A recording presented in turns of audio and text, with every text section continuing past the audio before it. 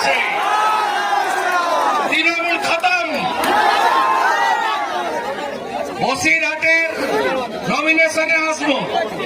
আর যে মাঠ এই এসপির কথাতে, মমতার বুদ্ধিতে, চোর মমতার বুদ্ধিতে এসডিও আর ডিএম দেয়নি, আমি ওই বসিরহাট স্টেডিয়ামে সভা করব, শেষ সভাটা করব প্রচারের আগে। সেদিন 1 লক্ষ লোকের জমায়েত করে দেখাবো। রাজি তো? লড়াই হবে তো?